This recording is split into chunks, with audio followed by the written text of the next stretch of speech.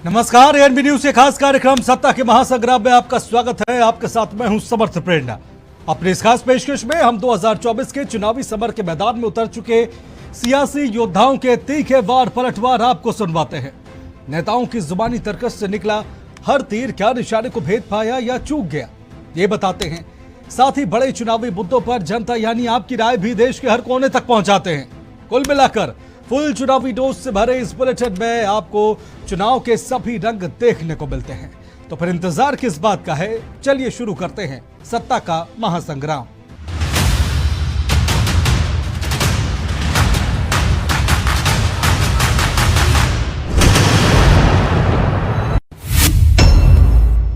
Bulletin के segment में हम बात नेताओं के जुबानी हमलों की करते हैं। किस मुद्दे पर किसने किस पर क्या आरोप लगाया और आरोपों के पलटवार पर किसने क्या जवाब दिया, ये जानते हैं। अपनी टीवी स्क्रीन पर आप जिन नेताओं की तस्वीरें देख रहे हैं, आज हम इन्हीं के वार पलटवार सुनेंगे। तो चलिए बिना किसी देरी के शुरू करते हैं वार पलटवार। हिमाचल प्रदेश के बिलासपुर में बीजेपी के राष्ट्रीय अध्यक्ष जेपी नड्डा ने कहा कि जनता ने एक ही बात ध्यान में रखी है कि मोदी की गारंटी मतलब गारंटी पूरी होने की गारंटी। देश सुरक्षित है, देश मजबूत हाथों में है। कांग्रेस ने अपने घोषणा पत्र में तुष्टीकरण की बात की। असल धर्मनिरपेक्ष मोदी जी हैं। भारतीय जनता पार्टी देश की सबसे बड़ी पार्टी है। इसके अध्यक्ष होने के नाते आप क्या उम्मीद करते हैं 4 तारीख की काउंटिंग से? देखिए, 4 तारीख की काउंटिंग में जो मैंने देखा है, पूर्व से पश्चिम तक, उत्तर से दक्षिण तक और मध्य भारत में भी, हर जगह भारत की जनता एक सक्षम भारत देखना चाहती है, एक समृद्ध भारत देखना चाहती है और एक आत्मनिर्भर भारत देखना चाहती है। और यह संभव है तो मोदी जी के नेतृत्व में, ऐसा विश्वास है। इसलिए प्रधानमंत्री मोदी जी के लिए सभी लोग आशीर्वाद देना चाहते हैं, उसके लिए आतुर हैं। हर एक जगह मैंने देखा और भारतीय जनता पार्टी स्पष्ट रूप से एनडीए 400 पार कर रही है। टीएमसी नेता शत्रुघ्न सिन्हा ने कहा कि इंडिया गठबंधन जीतने जा रहा है। पीएम मोदी की कोई गारंटी वास्तविकता नहीं बन पाई है।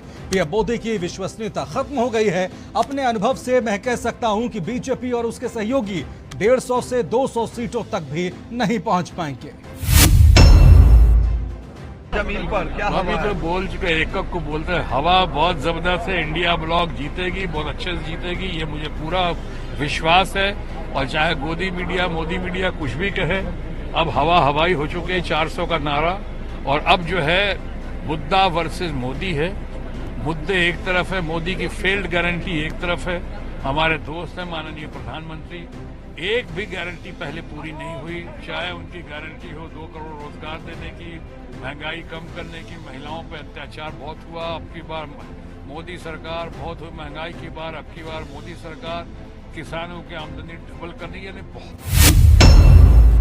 मतदान करने के बाद हिमाचल प्रदेश कांग्रेस अध्यक्ष प्रतिभा सिंह ने कहा कि बीजेपी के 10 साल के शासन में भ्रष्टाचार बहुत बढ़ा है। लोगों के दिल में काफी रोष है और लोग चाहते हैं कि एक ऐसी सरकार बने जो देश और प्रदेश को भी विकास की ओर ले जाए।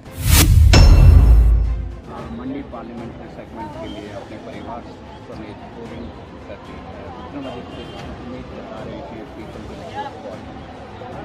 कंगना को क्यों नहीं जिताएंगे? देखिए, जहां तक विक्रमादित्य की बात है, उसने पहले दिन से जब वो इस मैदान में कूदा है, तब से लेकर किस तरीके से हमने मंडी क्षेत्र में विकास करना है, किस तरीके से हमने पूरे देश में, हिमाचल प्रदेश और खास करके मंडी के चुनाव क्षेत्र में बहुत सी योजनाएं हैं, बहुत से हमने लोगों को वायदे किए। उन कामों के लिए हम आश्वस्त है कि लोग हमारा साथ। टीएमसी महासचिव अभिषेक बनर्जी ने कहा कि बनारस में जिस तरीके से लोकतंत्र का गला घोटा गया, उम्मीदवारों के नामांकन रद्द किए गए, नामांकन दाखिल करने वालों को आरओ के ऑफिस में घुसने तक नहीं दिया गया। अगर आपको पता है कि लोगों का समर्थन आपके साथ है तो आप डरे क्यों हैं? पिछली बार भी एक बीएसएफ के ऑफिसर को आपने नामांकन दाखिल करने नहीं दिया था। यह दिखाता है कि बीजेपी डरी हुई है। जिस पर सबसे ज्यादा दारोमदार लगा हुआ है, एक बनारस की सीट जहाँ पीएम मोदी खड़े हैं और एक अभिषेक बनर्जी जो डायमंड हार्बर में कर रहे हैं। कैसे देख रहे हैं? पूरे देश की नजर आपको? मेरा देखने का कोई बात नहीं है, लोग वोट देंगे। पर बनारस में जिस तरीके से लोकतंत्र की गला घोटी गई, कैंडिडेट्स के नॉमिनेशन आपने रिजेक्ट कर दिया। किसी आदमी अगर नॉमिनेशन देने जा रहे हैं, उसको इलेक्शन कमीशन डीईओ के ऑफिस में या रिटर्निंग ऑफिसर के ऑफिस में घुसने तक नहीं दे रहे। और ये एक दिन नहीं हुआ है, लगातार 3-4 दिन 5 दिन हुआ है। ये मीडिया के भी बहुत लोग कवर किए हैं, आपने देखा है। तो अगर उनको इतना ही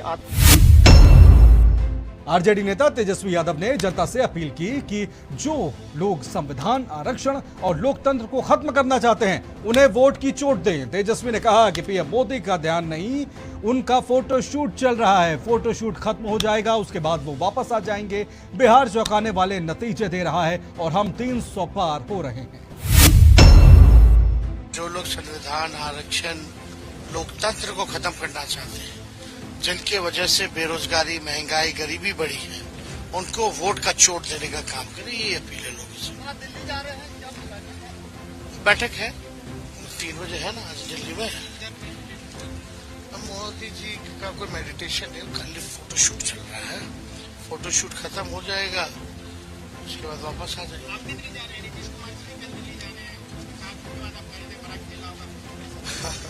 अब उनके बारे में इतना हम नहीं कह सकते, लेकिन आज हम लोगों की पहले से ही तय बैठक है।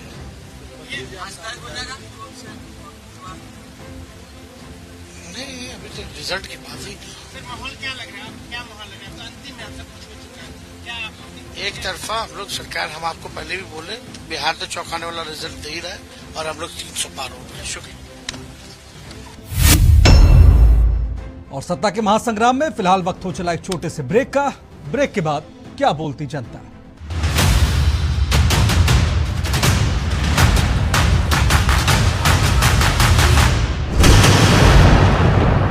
उत्तर प्रदेश की राजधानी लखनऊ से मैं जितेंद्र सिंह। हिमाचल की राजधानी शिमला से ANB न्यूज के लिए मैं टीना ठाकुर। छत्तीसगढ़ की राजधानी रायपुर से मैं अखिलेश तिवारी राजपुर। देवभूमि उत्तराखंड से मैं अमित चौधरी। राजनांदगांव, वाराणसी, चंबा, भूतपुर, गुरुग्राम, खरौना, फरीदाबाद, करनाल, लुधियाना, हरिद्वार, रुड़की, सीतापुर, गौतम बुद्ध नगर, अमेठी, फिरोजाबाद, चित्रकूट, हमीरपुर, कानपुर नगर से ANB न्यूज के लिए मैं सत्यम गोस्वामी।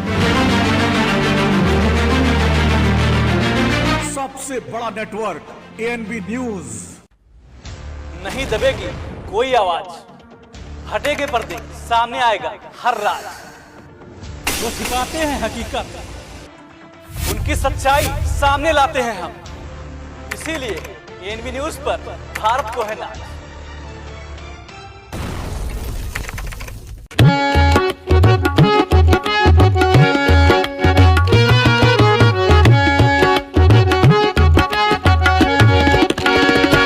बचवा ओ बचवा, बचवा सुना है कि आवत है चुनाव केरी बारी। बचवा सुना है कि आवत है चुनाव केरी बारी। नोटन वाले राजा हुई है, नोटन वाले राजा हुई है, वोटन के भिखारी। बचवा सुना है कि आवत है चुनाव केरी बारी। बचवा सुना है कि आवत है चुनाव केरी बारी। खत्म हुआ लोकसभा का 7वां चरण, अब 4 जून का इंतजार। इस बार 400 पार या विपक्ष की सरकार? निश्चित रूप से 400 पार, क्योंकि हमें लगता है कि अभी थोड़ी देर पहले मैं टीवी चैनल पे ही था और बड़े उत्साह से लोग मतदान कर रहे हैं। इतनी प्रचंड धूप में, इतने बड़े टेम्परेचर में, जहां हीट स्ट्रोक के बहुत सारे केसेस भी आ रहे हैं। मैंने अभी चैनल में देखा कि 1 बजे तक लगभग 40% मतदान संपन्न हो चुका है और अभी लगभग मान के चलिए 5 से 5.5 घंटे अभी मतदान के लिए और बचा हुआ है। वोट का इतना बड़ा प्रतिशत ये संकेत दे रहा है कि एक बड़ी संख्या में लोग उत्साहपूर्वक मतदान कर रहे हैं, जो भारतीय जनता पार्टी के लिए एक अच्छा संकेत भी है। और निश्चित रूप से सरकार 400 पार जा रही है, इसमें कहीं दो राय नहीं है। और वैसे भी चुनाव हम यहाँ सांसद के नहीं करने जा रहे हैं, सांसद के माध्यम से चुनाव प्रधानमंत्री का होने जा रहा है। और निश्चित रूप से प्रधानमंत्री के फेज पर मोदी का कोई जोड़ नहीं है, उनका कोई तोड़ नहीं है। और बहुत बड़ी बहुमत मिलने जा रही है। खत्म हुआ लोकसभा का 7वां चरण, अब 4 जून का इंतजार। इस बार 400 पार या विपक्ष की सरकार। पहले तो आपको चैनल ANB को मैं धन्यवाद ज्ञापित करूंगा कि आपने हमारा विचार जानने के लिए आप आए। 400 पार तो होना ही होना है। मैं 3-4 बिंदु पर आपका ध्यान आकर्षित कराना चाहता हूं कि सांसद महोदय का देन है। भारत सरकार के पूर्व में महावीर प्रसाद जी केंद्रीय मंत्री थे, रेल मंत्री, उनसे इस क्षेत्र के लोग निवेदन करते रह गए, लेकिन रेलवे का एक भी ट्रैक, एक भी ईंटा नहीं रखा गया। मैं धन्यवाद दूंगा मोदी जी को और यहाँ के लोकप्रिय सांसद श्री कमलेश पासवान जी को कि बांसगांव क्षेत्र से निर्माण का भी प्रारंभ हो गया। कई जमीनों को अधिकृत कर दिया गया है, धरने पर कर दिया गया है किसानों को। दूसरा, राम जानकी मार्ग जो बन रहा है सिकरीगंज से सीधे राम जानकी मार्ग होते हुए लगभग 900 करोड़ रुपया की लागत से निर्माण कार्य प्रारंभ है। आप खजनी जाएंगे तो खजनी से उजनी तक अब दोनों तरफ पटरियां बन रही है। तीसरा,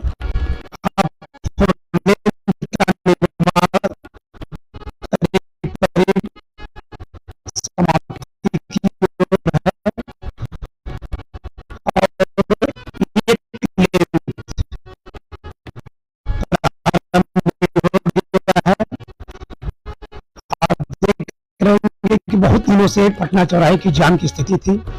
भारतीय जनता पार्टी का ही देन है कि आज पटना चौराहे पे फराटे से चारों तरफ से गाड़ी लेके आ रहे हैं और गाड़ी के चलते बहुत ही काम भारतीय जनता पार्टी ने किया है। बांसगांव क्षेत्र में जो बाकी है वो काम निश्चित तौर पे मोदी जी मात्र 6 महीने के अंदर पूरा करेंगे। जैसे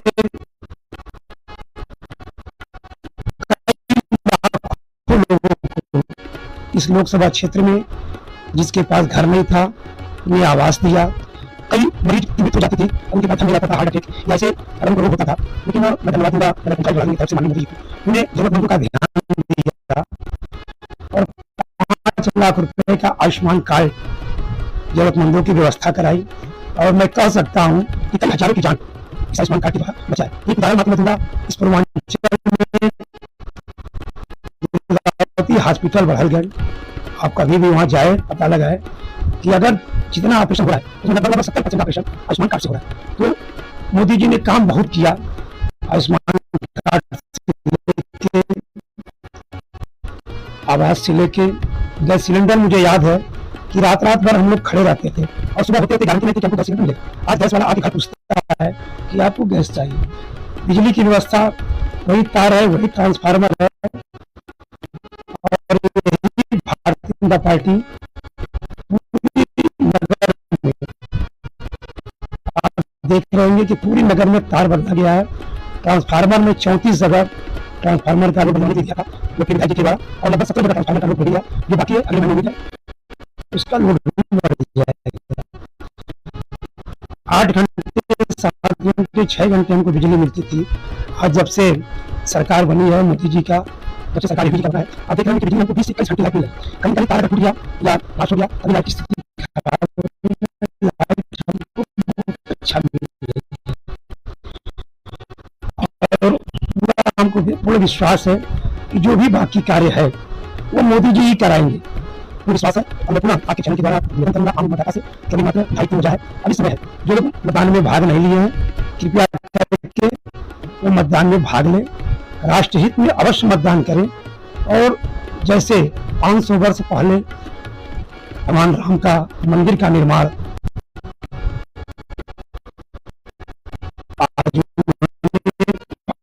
पार्टी के द्वारा कार्यक्रम प्रारंभ हुआ, मैं धन्यवाद दूंगा सभी हिंदू भाई को भी कि एक होके और भारतीय जनता पार्टी के पक्ष में वोट भी दे रहे हैं।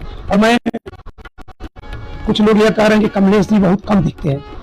मैं पूछना चाहता हूं कि उनके जो विरोधी है शरण प्रसाद जी चुनाव लड़े थे लोकसभा में, 2-2, 3-3 बार पराजित हुए हैं। क्या वो हारने के बाद कभी किसी के पक्ष में गए?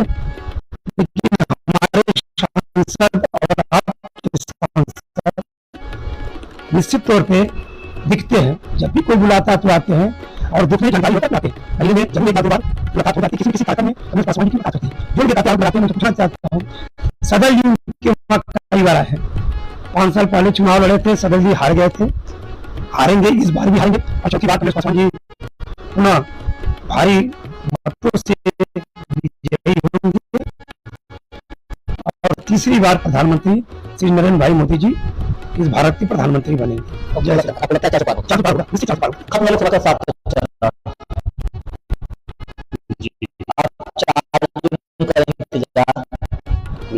इस बार 400 पार या विपक्ष की सरकार?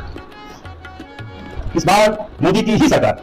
और विपक्ष की बात जहां तक है, वो तो मोदी जी ने 25 साल आगे का रोड तैयार कर लिया है और इतना कॉन्फिडेंस है अपने मतदाताओं पे, अपने देश के लोगों पे, अपने काम पे, कि उन्होंने 25 साल बाद अगर कुछ सोचना है तो विपक्ष सोचेगा।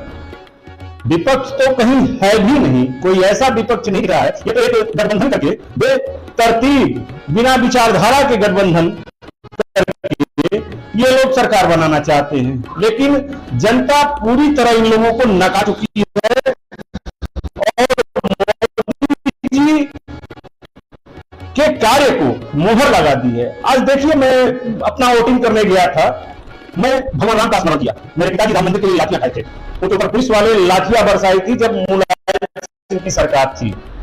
और जब मैं वोट देने गया, राम मंदिर इस बार बना था, और जब मैं वोट दिया तो मुझे कमल के फूल की जगह राम मंदिर ही दिखाई दिया और मेरे पिताजी की आत्मा को बहुत ही शांति मिली होगी कि वास्तव में मोदी जी जैसा व्यक्तित्व था और योगी जी जैसा व्यक्ति था जिन्होंने ये कार्य कर दिखाया। फिर जनता के मन में आ चुका है कि ये आदमी, ये ऐसा व्यक्ति है, मानव नहीं महामानव है। और राम मंदिर ही नहीं, पूरे देश के लोगों के लिए, गरीब के लिए आवास, अनाज, जो भूखों हैं, गरीब हैं बेचारे, उनको पेट भरने का काम कर रहे हैं, उनके स्वास्थ्य की चिंता कर रहे हैं, 5 लाख का निःशुल्क इलाज करवा रहे हैं, किसानों की चिंता कर रहे हैं। तो फिर ये इतने लोगों की जो चिंता कर रहा है, उसके ऊपर जनता भी पूरी तरह विश्वास कर रही है। तो मोदी जी की सरकार, बार बार सरकार, और विपक्ष तो कहीं है भी नहीं। कांग्रेस की हालत है कि 50 सीट के नीचे, और ये गठबंधन जो है हर जगह बिखरा पड़ा हुआ है, आपस में ही लड़ रहे हैं। अभी तो वो तय नहीं कर पा रहे हैं कि हमारा प्रधानमंत्री कौन होगा, क्योंकि उनको ये पूरी तरह विश्वास है कि फिर इस बार मोदी ही आ रहे हैं। विपक्ष को ही विश्वास है। और मोदी जी का कॉन्फिडेंस देखिए, जब रावण का वध करने के लिए श्री राम जी श्रीलंका पे चढ़ाई कर रहे थे, तो उन्होंने रामेश्वर में भगवान शिव का पूजा किया था। और आज मोदी जी कहां पहुंचे हैं? ये विपक्ष रूपी रावण का वध करने के लिए वही रामेश्वर पहुंच गए हैं, और इस विपक्ष का इस चुनाव में ये वध कर देंगे। और उसके बाद जो है 25 साल बाद वो सोचे कि हमें क्या करना है। अब की बार 400 पार या विपक्ष की सरकार? नहीं, 400 पार है, एकदम निश्चित है। क्योंकि मोदी जी जो है अपने लिए नहीं कर रहे हैं, अपने देश के लिए कर रहे हैं, अपने परिवार के लिए नहीं। उनका परिवार 140 करोड़ जनता है, और अपने 140 करोड़ जनता के लिए जो है या 400 पार उनको मिलना एकदम तय है। कैसे मिलेगा? क्यों, क्या किए वो? जो हम लोग की संपत्ति गुम हो गई थी, जैसे राम जन्मभूमि गुम हो गई थी, हम लोग नर्वस हो गए थे कि ऐसे, माने कभी हमको ऐसा सपना में नहीं सोचते थे कि हो सकता है। हमारे सपना को साकार किए। बनारस देखिए, काशी जी का देख लीजिए, वो जो सपना में कुछ सोचा था कि वहाँ तो हम लोग पहुँच सकते हैं गर्भगृह में, वह देखिए सपना साकार हो रहा है। और जो भी काम कर रहे हैं, आज सड़क देखिए, सड़क जो है चारों तरफ से चौमुखी सड़क है, सड़क से व्यापार बढ़ता है। आज बिजली देख लीजिए, बिजली इतनी अच्छी है, 24 घंटा बिजली मिल रही है। गुंडागर्दी एकदम खत्म हो गई है। गुंडा लोग जितने लोग हैं सब चले गए, भूमिगत हो गए हैं, कोई दिखाई नहीं दे रहा है। सभी दुकानदार, सभी व्यापारी, सभी मजदूर अपने सीना तान के आते हैं, अपना काम करते हैं, दुकान खोलते हैं, दुकान जाते हैं। कोई प्रकार का भय मुक्त हो गया हमारा देश। इसलिए जो है सबको यही धारणा है कि फिर इस पारी जो है 400 पार मोदी सरकार। लोकतंत्र के इस महापर्व के पूर्ण होने पर आप सभी को बहुत बहुत बधाई। सभी लोगों ने पार्टिसिपेट किया। सवाल है कि 400 पार या इंडिया गठबंधन की सरकार। नो डाउट इंडिया गठबंधन इस बार बहुत ही मजबूत तरीके से चुनाव लड़ा है और पूरी एनर्जी के साथ चुनाव लड़ा है, लेकिन भाजपा सरकार 4 जून के बाद पुनः सरकार बना रही है। मुद्दा है 400 सीटों का। मे भी पॉसिबल भी है कि 400 सीटें पार भी हो सकती हैं और सरकार तो बन रही है। इंडिया गठबंधन ने जिस तरीके से एक अपना अनेकों पार्टियों को लेकर के जो संगठन को आगे बढ़ाया, चुनाव लड़ा पूरी एनर्जी के साथ में, जिसमें यूपी से अखिलेश यादव जी ने बढ़ चढ़ कर हिस्सा लिया। शायद ये कहना गलत नहीं होगा कि यूपी में अच्छी बढ़त के साथ में इंडिया गठबंधन अपनी सीटें लेके आ रहा है, लेकिन इसमें ये नहीं कहा जा सकता है कि बीजेपी की गवर्नमेंट नहीं बनेगी। बीजेपी की गवर्नमेंट बनेगी। मैं आप सभी को अग्रिम बधाई देता हूं कि इंडिया की गवर्नमेंट। तो सत्ता के लिए महासंग्राम यूं ही जारी रहेगा। आज के लिए फिलहाल इतना ही। मुझे दीजिए इजाजत। नमस्कार।